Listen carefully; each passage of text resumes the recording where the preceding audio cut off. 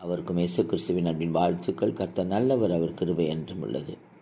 கர்த்தருக்குள் பிரியமானவர்களே, தேவனால் சொல்லப்படுகிற வார்த்தை, மேலும் நீங்கள் விசுவாசம் உள்ளவர்களாய் ஜெபத்திலே எவைகளை கேட்பீர்களோ அவைகளையெல்லாம் பெறுவீர்கள் என்று மத்தேயு சுவிசேஷ புஸ்தகம் 21:22 எழுதப்பட்டிருக்கிறது. ஆம் பிரியமானவர்களே, தேவனிடத்தில் நான் விசுவாசத்தோடு கேட்கும்போது எல்லாவற்றையும் செய்ய வல்லமுள்ளவராக இருக்கிறார். ஆம், ஆனால் நாம் என்ன செய்ய வேண்டும்? விசுவாசத்தில் உறுதி உள்ளவர்களாக இருக்க வேண்டும். அனுதினம் வேதத்தில் தியானம் உள்ளவர்களாக இருக்க வேண்டும். ஜெபத்திலே தரித்திருக்கிறவர்களாக இருக்க வேண்டும். அது மட்டுமல்ல, ஆமென், ஒருவரை ஒருவர் குற்றம் கூறாதபடிக்கு ஒருவரை ஒருவர் ஏற்றுக்கொள்கிறவர்களாய் இருந்து, ஆமென், ஒருவர் தப்பிதம் செய்தால் அவரை மன்னிக்கிறவர்களாய், அவருடைய மன்னிப்பை ஏற்றுக்கொள்கிறவர்களாய் இருப்பீர்களானால் நிச்சயமாக நீங்கள் கேட்டுக்கொள்வது எதுவோ அதை செய்ய வல்லமை உள்ளவர்.